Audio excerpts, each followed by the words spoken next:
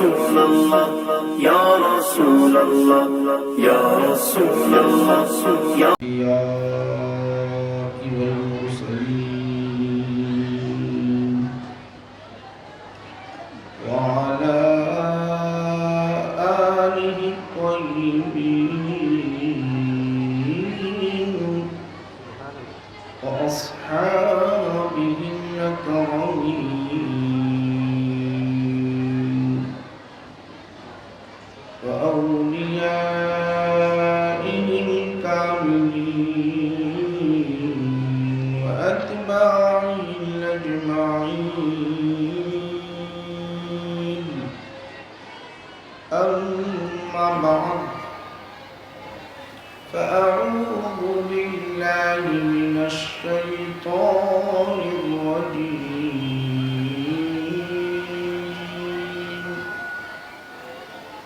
بسم اللہ الرحمن الرحیم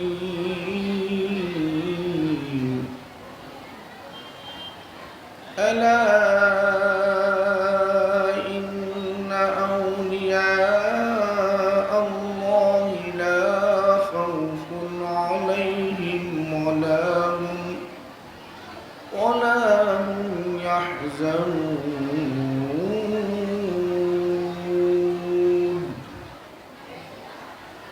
صدق اللہ مولانا العظیم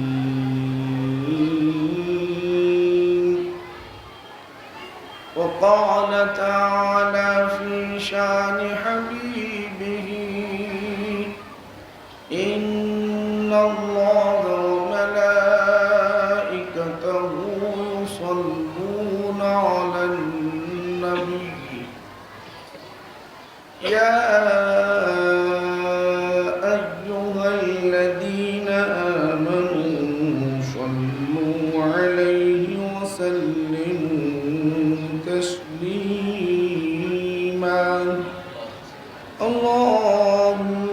صل على سيدنا محمد وعلى آله وصحبه أفضل صلواتك وعدد معلوماتك وبارك وسلم.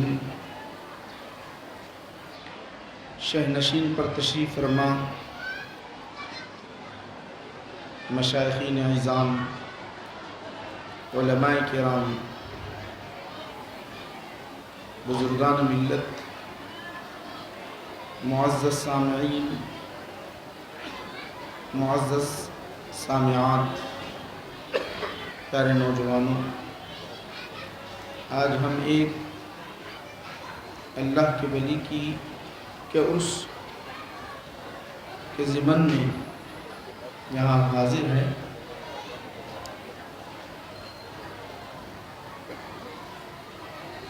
انشاءاللہ العزیز میں نے جو آیت کریمہ تلاوت کی ہے اس کے تحت چند باتیں پیش کرنے کی سعادت حاصل کروں گا. سب سے پہلے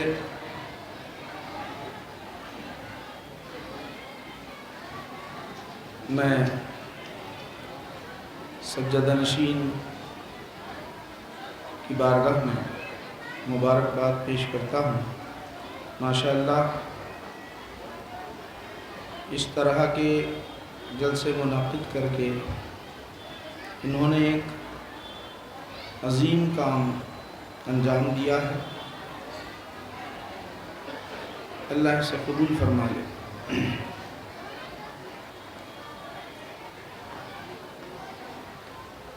بزرگان ملت، بلا تمہید میں عرض کروں کہ اللہ سبحانہ و تعالیٰ اس آیت کریمہ میں اولیاء کی شان بیان کیا، ان کی عظمت بیان کی، ان کا مقام و مرتبہ بیان کیا. مقام و مرتبہ اس آیت میں بیان کیا اور دیگر کئی آیات قرآن کریم میں ہیں جس سے اولیاء کی عظمت व मकाम व मर्तबा ज़ाहिर होता है।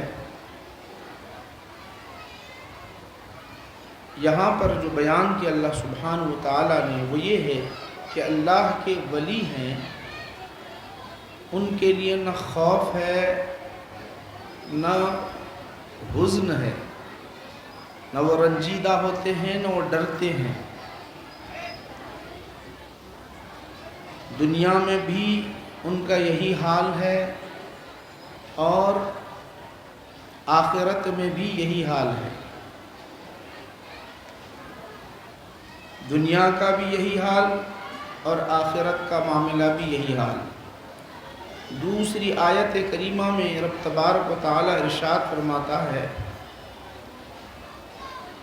नहनु औलियाउकुम फिल हयाति दुनिया व फिल आखिरा, हम तुम्हारे दोस्त हैं दुनिया में भी आखिरत में भी। दुनिया का भी जिक्र किया और आखिरत का भी जिक्र किया। यहाँ क्या कहा, मकाम बयान किया, सुनो, आगाह हो जाओ, ख़बरदार हो जाओ, इनका क्या मकाम है, मेरे नेक बंदों का क्या मकाम है, मेरे वलियों का क्या मकाम है। ये डरते घबराते नहीं हैं, ना ही रंजीदा होते हैं। मैं आपको ये बात बता दूं, आप जानते हैं वली किसको कहते हैं? वली किसको कहते हैं? वली के माने से वाकिफ़ हैं आप, उस पर गुफ्तगू किए बग़ैर मैं ये अर्ज़ करूं कि इनकी जो ज़िंदगी होती है, रज़ाए इलाही के लिए इनकी ज़िंदगी गुज़रती है। इनका उठना बैठना चलना फिरना खाना पीना बोलना सब कुछ अल्लाह के लिए होता है, तो अल्लाह इनके लिए हो जाता है। अल्लाह जब इनके लिए हो जाता है, इनका मामला ऐसा होता है। इमाम गज़ाली रहमतुल्लाह अलैह अल्लाह के वली के मुताल्लिक़ एक हदीस जो बयान किए हैं, उसको ज़िक्र करके मैं आपको अपना मज़मून पेश करूँगा। इमाम गज़ाली रहमतुल्लाह अलैह एक हदीस पेश की है, अल्लाह के कुछ बंदे ऐसे हैं अल्लाह उनसे मोहब्बत करता है और वो अल्लाह से मोहब्बत करते हैं। अल्लाह उन्हें चाहता है और वो अल्लाह को चाहते हैं। अल्लाह उनका मुतमन्नी होता है, वो अल्लाह के मुतमन्नी होते हैं। आप गौर करें, अल्लाह उनका मुतमन्नी होता है और वो अल्लाह के मुतमन्नी होते हैं। सहाबा ने अर्ज़ किया, या रसूल अल्लाह सल्लल्लाहु अलैहि वसल्लम, वो कौन लोग हैं? वो कौन लोग हैं?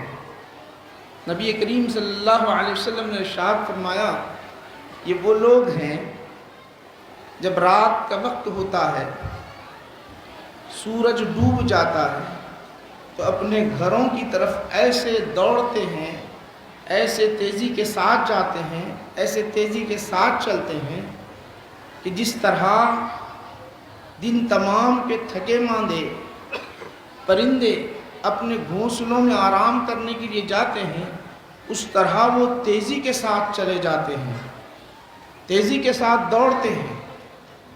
जाने के बाद वो आराम करने के बजाय रब की बारगाह में इबादत करते हैं, क़याम की हालत में अल्लाह को याद करते हैं, रुकू की हालत में अल्लाह को याद करते हैं, सजदे की हालत में अल्लाह को याद करते हैं। सारी रात इस तरह बीतने लगती है, सारी रात इबादत में गुज़रती है। जब सारी रात इबादत में गुज़रती है तो अल्लाह ये इबादत का सिला उन्हें अता करता है, ऐसा सिला उन्हें अता करता है कि उनके क़ल्ब के अंदर नूर डालता है। नूर जब डाल देता है, नूर उनके क़ल्ब में छा जाता है, इबादत में लज्जत बढ़ती है, हलावत बढ़ती है और इश्तियाक जब बढ़ता है। सारी रात जब इबादत करते हैं, सारी रात जब बीत जाती है, जब सुबह सवेरा होता है, रब तबारक व तआला इस इबादत का उन्हें वो बदला अता करता है। सारी कायनात को एक पल्ले में रख दिया जाए, जो एक रात उन्होंने जो इबादत की है दूसरे पल्ले में रख दिया जाए, تو وہ پلہ بھاری ہو جاتا ہے، جو ایک رات کی عبادت کا پلہ ہوتا ہے وہ بھاری بن جاتا ہے۔ ساری کائنات کا وزن ہلکا ہوتا ہے، صرف ایک رات کا وزن اتنا ہوتا ہے کہ کائنات کا وزن ہیچ اس کے سامنے وہ مقام انہیں ملتا ہے۔ ایک دن کا بدلہ یہ ہے تو ساری حیات، ان کا اٹھنا، ان کا بیٹھنا، ان کا چلنا، ان کا بولنا، ان کا کھانا، ان کا پینا، ان کا لیٹنا کیا ہوتا ہے؟ صرف اللہ کے لیے ہوتا ہے۔ اللہ اپنے بالکل قریب کرتا ہے تو کہتا ہے اے اولیاء سن لو، اب میں تمہارا مقام بیان کرتا ہوں۔ لا خوف علیہم ولا هم یحزنون، نہ انہیں کوئی ڈر ہے، نہ یہ رنجیدہ ہوتے ہیں، نہ دنیا میں رنجیدہ ہوتے ہیں، نہ آخرت میں رنجیدہ ہوں گے۔ اب ذرا یہاں سمجھنے کی بات ہے، ڈر صرف اللہ سے ڈرتے ہیں، کائنات سے کسی شے سے ڈرتے نہیں۔ خوف انہیں کسی کا ہوتا ہی نہیں، نہ دولت جانے کا خوف ہوتا ہے، نہ کسی کی جان تلف ہونے کا خوف ہوتا ہے، نہ اپنی جان تلف ہونے کا خوف ہوتا ہے۔ خوف ہوتا ہے تو رب کا خوف ہوتا ہے، اللہ کا خوف ہوتا ہے۔ اللہ کہتا ہے اب جب تم مجھ سے اتنا ڈرتے ہو تو اب کائنات کی کوئی شے سے آپ کو ڈرنے کی ضرورت ہی نہیں ہے۔ کائنات کی کوئی شے سے ڈرنے کی ضرورت نہیں ہے، وہ نعمت انہیں جب عطا کرتا ہے۔ یہاں سن لیجئے، خوف اور حزن میں تھوڑا سا فرق ہے، خوف اور حزن میں تھوڑا سا فرق ہے، اس کو سمجھیں۔ انشاءاللہ مختصر چند باتیں آپ حضرات کے سامنے پیش کر کے اپنی بات کو ختم کرنے کی طرف آؤں گا انشاءاللہ العزیز۔ خوف اور حزن میں، خوف کہتے اس کو ہے معلوم، جو آدمی اپنے لیے ڈرتا ہے اس کو خوف کہتے ہیں۔ حزن کس کو کہتے ہیں؟ جو دوسروں کے لیے ڈرنے لگ جائے، حزن کہتے ہیں دوسروں کے لیے ڈرے۔ اپنے لیے جو ڈرتا ہے اللہ سے اسے خوف، اپنے لیے جو دوسروں کے لیے ڈرتا ہے اسے حزن کہتے ہیں۔ اور ایک دوسرے کے معنی میں بھی استعمال ہوتے ہیں، کہیں خوف کے معنی میں حزن، حزن کے معنی میں خوف، یہ دونوں معنی استعمال ہوتے ہیں، خوف کے معنی اور حزن کے معنی میں، ایک دوسرے کے لیے۔ اب جیسا کہ آپ کو میں سمجھانے کے لیے عرض کروں کہ خوف، اگر آپ کے سامنے کوئی تلوار لے کر آ کر کھڑا ہو جائے، تلوار لے کر کھڑا ہو جائے تو آپ کو خوف ہوگا، اپنی جان کا خوف ہوگا، ڈر ہوگا آپ کو، اپنی جان کا ڈر ہوگا آپ کو، ڈرنے لگ جائیں گے، آپ گھبرائیں گے کہ مجھے مار دے گا، اسے خوف کہتے ہیں۔ اور حزن کسے کہتے ہیں؟ آپ کا ننھا سا بچہ ہے، چھوٹا سا بچہ ہے، آپ نے کہیں بلڈنگ پر کھڑا ہوا دیکھا، بالکل بالکنی کے قریب ہے، گرنے کے قریب ہے۔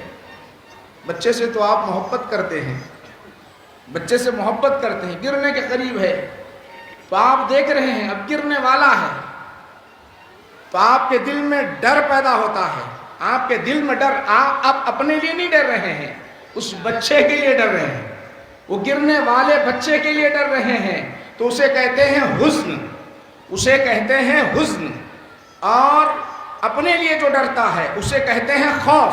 اب جب یہ بات آپ کو جب ذہن میں آ گئی تو سن لو، آپ کو میں بتانا چاہتا ہوں، یہ اللہ والوں کی زندگی اپنے لیے نہیں ہوتی، ان کی ابدی حیات اپنے لیے نہیں ہوتی، اپنے لیے نہیں ہوتی، اپنے چاہنے والوں کے لیے ہوتی ہے۔ ان کا جو خوف ہوتا ہے اللہ نکال دیتا ہے، ان کا حزن ہوتا ہے اللہ نکال دیتا ہے۔ تو اب یہاں پر آپ کو بتانا چاہتا ہوں، یہ اپنے لیے دنیا میں کسی سے ڈرتے اور گھبراتے نہیں، رب سے ڈرتے ہیں، رب کا خوف ہوتا ہے۔ تو اب کہتا رب ہے اے بندے، جب تو جو بولنا چاہتا ہے بول، عرض کرنا چاہتا ہے عرض کر، میں تجھے دے دوں گا۔ نہ ڈرنے کی ضرورت ہے، نہ خوف کرنے کی ضرورت ہے، نہ حزن کرنے کی ضرورت ہے۔ اپنے لیے مانگنا چاہتا ہے تو تیری جھولیاں بھر دوں گا، دوسرے کے لیے مانگنا چاہتا ہے تو تیری جھولیاں بھر دوں گا۔ وہاں لب ہلانے کے لیے نہ خوف کرنے کی ضرورت ہے، نہ وہاں کچھ بولنے کی ضرورت ہے۔ تو جب لب ہلا لے میں تجھے عطا کر لوں گا، میں تجھے عطا کر دوں گا۔ ہمارے شاہ راجو قتال حسینی رحمت اللہ علیہ کہ دادا پیر جاؤ ان کی بارگاہ میں، آؤ بندہ نواز گیسو دراز رحمت اللہ علیہ کی بارگاہ میں آؤ میں آپ کو بتانا چاہتا ہوں۔ فیروز جان گئے، سلطان بادشاہ جان گئے کہ بندہ نواز گیسو دراز رحمت اللہ علیہ کا گزر دکن کی طرف ہو رہا ہے۔ استقبال کے لیے آگے بڑھے، کہا آپ آئیں گلبرگہ، تشریف لائیں۔ گفتگو ہوئی، قلب روشن تھا، جان گئے یہ اللہ کے ولی ہیں، جان گئے۔ فوراً سلطان فیروز سے فرمانے لگے، آپ ہمیں روک تو رہے ہیں، آپ ہمیں روک تو رہے ہیں، ہم آپ کو دیکھ رہے ہیں کہ تھوڑے ہی عرصے میں دنیا سے چلے جانے والے ہیں، پھر ہم رک کر کیا کریں، پھر ہم رک کر کیا کریں؟ میزبان ہی نہیں ہے، مہمان کی کیسے ضیافت ہوگی؟ وہ بھی بڑے عاشق تھے، وہ جانتے تھے اولیاء کا مقام۔ اللہ نے جو بیان کیا، اللہ نے جو ذکر کیا، وہ جانتے تھے۔ انہوں نے کہا، عرض کیا، حضور والا اللہ نے آپ کو وہ مقام عطا کیا ہے، ذرا اپنے رب کو منا لو، اپنے رب کو منا لو، یہ بندے کی عمر بھی بڑھا دو، بندے کی عمر بھی بڑھا دو۔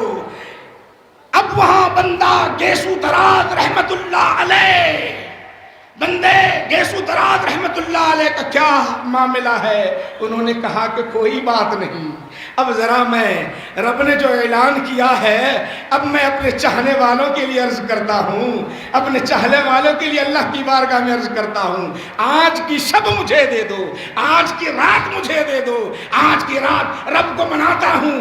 رات بیت گئی، صبح کہا، اے فیروز سلطان سن لے، تو نے ہمیں دعوت دے دی ہے، ہم نے تمہاری دعوت قبول کر لی ہے، دعوت ایسی ہے کہ ہم جب تک زندہ رہیں گے تو بھی زندہ رہے گا۔ یہ ہے فیض، اولیاء کا فیض دنیا میں، لا خوف علیہم ولا هم۔ اللہ کی بارگاہ میں جب عرض کرتے ہیں تو ڈرتے نہیں، گھبراتے نہیں، اللہ دینے والا ہے، اور اللہ کو منا لیتے ہیں، اللہ کو منا لیتے ہیں۔ رب کہتا ہے میں دے دیتا ہوں، میں عطا کر دیتا ہوں۔ اب آج کا ماحول آپ کو میں بتانا چاہتا ہوں، آج کا جو ماحول ہے، جو اولیاء کی بارگاہ میں نہیں آتے اور عجیب عجیب لوگ دنیا میں آ گئے، عجیب بحثیں کرتے ہیں، عجیب باتیں کرتے ہیں۔ یہ اولیاء اللہ مر گئے، ہڈیاں بوسیدہ ہو گئی، یہ وہاں جاتے ہیں تو کیا ان کی بات بھی سنتے ہیں یا نہیں سنتے ہیں؟ جانتے ہیں یا نہیں جانتے ہیں؟ بوسیدہ ہڈیاں ہو گئی، نعوذ باللہ، اور اس سے آگے بڑھ چڑھ کر کیا کیا کہتے ہیں پتہ نہیں، ہم سن نہیں سکتے۔ تو آؤ میں آپ حضرات کے سامنے ایک حدیث ذکر کرتا ہوں۔ مر گئے، آپ بول رہے ہیں سنتے نہیں، آپ بول رہے ہیں آپ کی بات سنیں یا اللہ کے رسول صلی اللہ علیہ وسلم کی بات سنیں، آپ کی سنیں یا اللہ کے رسول کی بات سنیں؟ سن لو، آپ کو بتانا چاہتا ہوں، بخاری شریف کی حدیث، ان کانت الجنازۃ صالحۃ عجلونی عجلونی بادرونی بادرونی۔ جب نیک بندہ انتقال کر جاتا ہے، مر جاتا ہے، نیک جنازہ گھر کے سامنے ہوتا، گھر کے سامنے ہوتا تو کیا کہتا ہے؟ ان کانت الجنازۃ صالحۃ، نیک ہو، نیک ہو، مومن ہو، مسلمان ہو، مومن ہو، تو کہتا ہے اجلونی اجلونی، جلدی لے چلو، جلدی لے چلو، بادرونی جلدی چلے چلو۔ یہاں پر بیٹھنے والوں سے میں پوچھنا چاہتا ہوں، کبھی آپ نے سنا کسی ایک کے زبان سے بھی سنا؟ آپ علماء کے جنازے میں بھی گئے ہوں گے، مشائخین کے جنازے میں بھی گئے ہوں گے، اولیاء کے جنازے میں بھی گئے ہوں گے، مومنوں کی جنازوں میں بھی گئے ہوں گے۔ آپ نے کبھی سنا؟ آپ نے کبھی سنا؟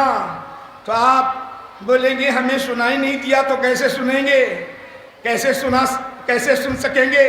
تو سنو، سننے والے کان ہونا چاہیے۔ اللہ کے رسول فرماتے ہیں، وہ مردہ کہتا ہے ذرا جلدی لے چلو، جلدی لے چلو۔ کون کہہ رہا ہے؟ مردہ کہہ رہا ہے، اے سنو، اب میں آپ سے سوال کرنا چاہتا ہوں، مرا ہوا ہے تو پھر جلدی لے چلو کیسا کہہ رہا ہے؟ وہ اس کا گھر ساری زندگی، ساری حیات وہاں پر رہا، 50 سال رہا، جس گھر سے اسے تعلق تھا، جس گھر سے اسے محبت تھی، وہاں رہنے والوں سے محبت تھی، اس کی ماں بھی ہوگی، اس کے والد بھی ہوں گے، یا اس کے بھائی بھی ہوں گے، اس کے رشتہ دار بھی ہوں گے، ایسے مکان سے کہہ رہا ہے جلدی لے چلو، جلدی لے چلو۔ جہاں رہتا رہا، جہاں زندگی گزارتا رہا، وہاں کہہ رہا ہے جلدی لے چلو، جلدی لے چلو۔ کیا معنی ہے جلدی لے چلو؟ ذرا میرے بھائیوں بتاؤ تو صحیح، وجہ کیا ہے؟ جلدی لے چلنے کی وجہ کیا ہے؟ تو سن لو، عاشق کہتے ہیں جلدی لے چلو اس لیے کہ دیدار مصطفیٰ کرنا ہے۔ اب تک تمہارا چہرہ دیکھ لیا ہوں، اب تک دنیا کی ساری چیزیں دیکھ لیا ہوں، ذرا چہرے مصطفیٰ دیکھنا ہے، جلدی لے چلو، جلدی لے چلو۔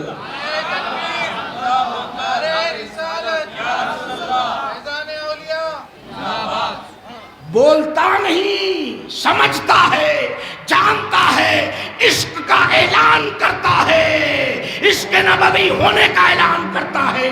جنازہ گھر میں ہوتا ہے، جنازہ گھر میں ہوتا ہے تو اعلان کرتا ہے ذرا چہرے مصطفیٰ دیکھنا ہے مجھے، ذرا جلدی لے چلو، جلدی لے چلو، جلدی لے چلو۔ مرا ہے تو بولا کیسے؟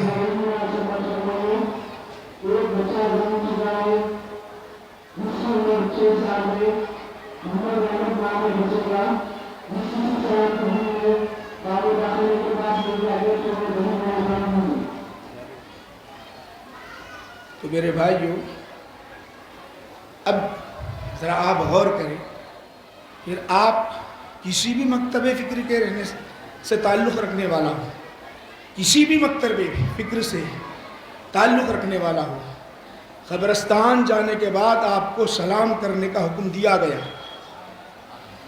آپ جھاڑ کو سلام کیوں نہیں کرتے؟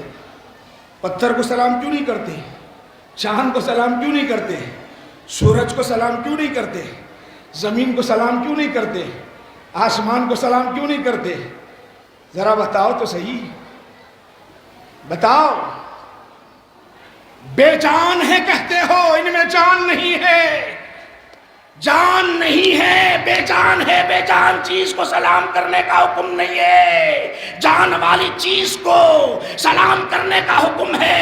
اے ہر ایک مکتب فکر سے تعلق رکھنے والے سن لے، تو آج کے بعد کسی بھی قبرستان میں، باپ کے قبرستان میں جائے گا تو تیرے لیے جائز نہیں ہوگا، تیرے لیے جائز نہیں ہوگا کہ سلام کرنا، کیونکہ تو نے مردہ سمجھا، اس میں جان ہی نہیں سمجھی ہے، جائز نہیں۔ یہ اگر فتویٰ دے دے گا تو اٹھ کر الٹ آ جائے گی بات، اللہ کے رسول کی بات جھوٹی ہو جائے گی۔ تو سچا ہے یا اللہ کے رسول سچے ہے؟ بتا دے۔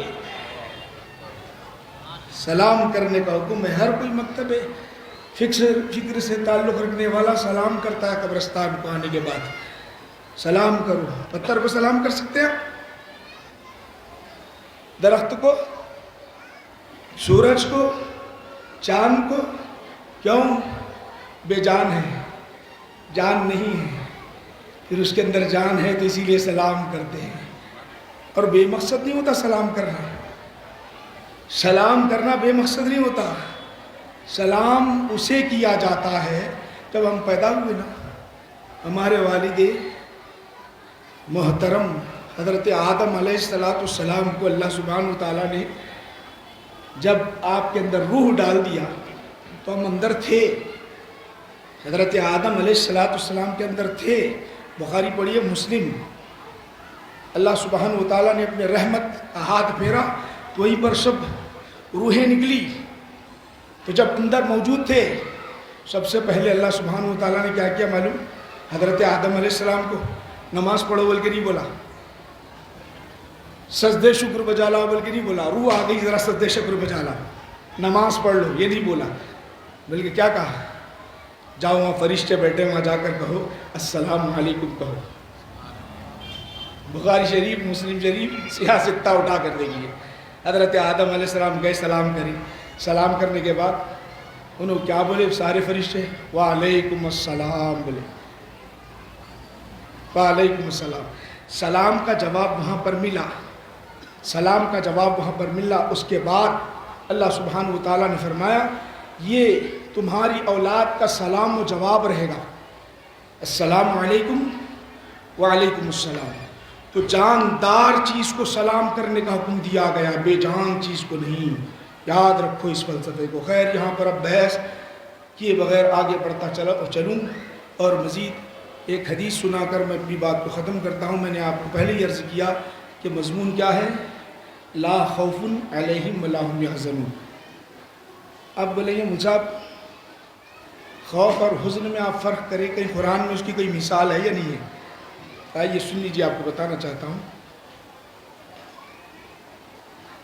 رسول اعظم صلی اللہ علیہ وسلم مکہ چھوڑ کر مدینہ المنورہ کے لیے تشریف ہو رہے تھے، ہجرت کا موقع تھا۔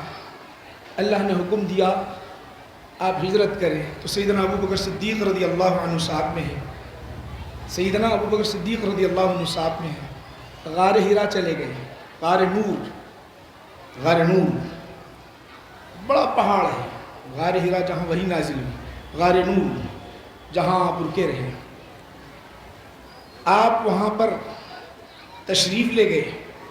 جانے کے بعد مشرکین پیچھا کرتا رہے، مشرکین تھے پیچھا کرتے رہے، وہ جب پیچھے کرتے رہے پیچھا کرتے رہے، پیچھے تک جانے تک پہاڑ تک چلے گئے، پہاڑ کے اوپر چلے گئے۔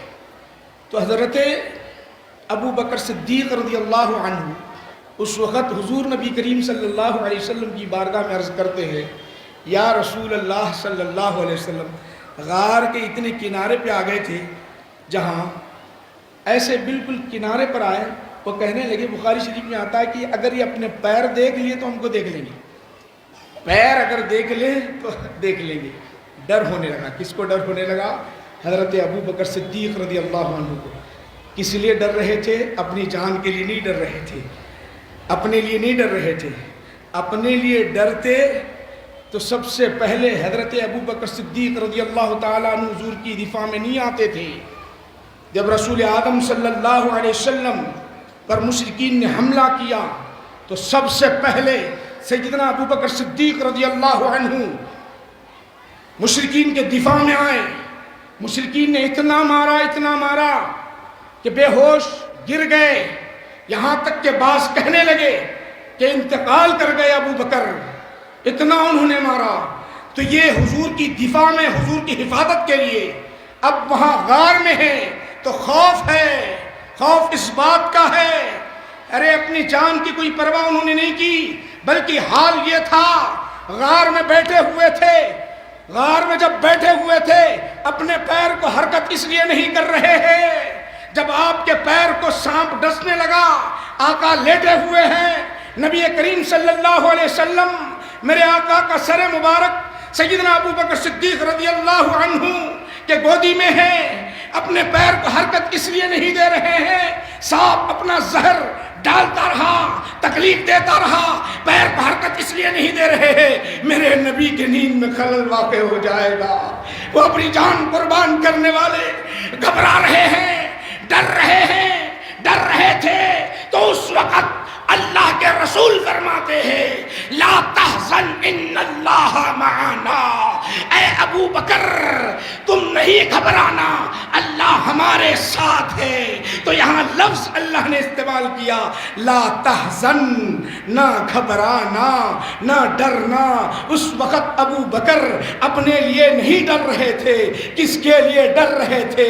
حضور کے لیے ڈر رہے تھے، اس لیے کہ میرے نبی کو کہیں یہ تکلیف نہ دے، میرے نبی کو تکلیف نہ دے، اس لیے ڈر رہے تھے، اللہ نے کہا لا تحزن ان اللہ معنا، میرے آقا نے فرما دیا اے ابو بکر ڈرنے کی ضرورت نہیں ہے، اللہ ہمارے ساتھ ہے۔ اللہ خوف اور حزن میں بڑا فرق ہے۔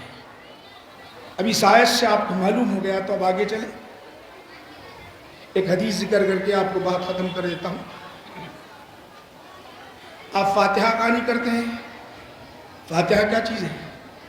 فاتحہ پڑھتے ہیں، فاتحہ جا کے پڑھتے ہیں، بعض یہاں تک بولتے ہیں ارے بابا کو، بابا نہیں معلوم کتنے گناہ کرے ان کو جا کے بخشاؤ جی، بس ایسا بولتے ہیں، ان کے لیے مغفرت کے لیے دعا کرو، یا اولیاء اللہ تو بخشے بخشائے ہوئے وہاں کہیں کو جاتے، اصل روکنے کے کام آئے ان کے، اولیاء اللہ کے مزارات پر آنے سے روکنے کے کام آئے۔ ارے اہل سنت والجماعت کا ہر فرد والد کے بھی مزار پہ جاتا ہے، اولیاء کے مزار پہ بھی جاتا ہے۔ میرے نبی جو فرمائے کنت نہیتکم عن زیارت القبور فزورها، میں نے تمہیں منع کیا تھا زیارت قبور سے، اب تم زیارت کرتے رہو۔ اہل سنت والجماعت کا ہر فرد اپنے والد، اپنے خاندان، بلکہ اہل سنت والجماعت نے ایک طریقہ بنا لیا ہے، فجر میں عصر میں فاتحہ کا قانون بنا دیا، باپ کے نام پر بھی فاتحہ پڑھتا ہے، خاندان کے نام پر بھی فاتحہ پڑھتا ہے، اولیاء کا نام بھی لیتا ہے۔ ہمارے پاس فاتحہ ہوتے ہیں، سب کے لیے سال ثواب کا اہتمام ہمارے پاس کیا جاتا ہے، صبح و شام، صبح و شام۔ فاتحہ کیا چیز ہے؟ ان کے لیے یاد رکھو، ان کے لیے کیا ہوتا ہے؟ ان کی مغفرت ہوتی ہے۔ اولیاء اللہ کے پاس، اولیاء اللہ کے پاس ارے پہلے سے بخشے ہوئے ہیں، وہاں جا کے کیا کرتے؟ فاتحہ دیے۔ یہ سوال پیدا ہوتا نا بھائی، سوال پیدا ہوتا تو سن لیجئے، یہ ہمارا تحفہ پیش کرنا ہے، یہ ہم ان کو تحفہ پیش کر رہے ہیں۔ جب وہ جنت کے اعلیٰ مقام میں ہیں، جب وہ جنت کے اعلیٰ مقام میں ہیں، یہ اپنی جگہ صحیح ہے، ہم تحفہ پیش کر رہے ہیں، تو تحفہ دینے کے بعد وہ ہمارے لیے بہتر تحفہ عطا کریں گے، ہم کو بہتر تحفہ ہمیں عطا کرتے ہیں۔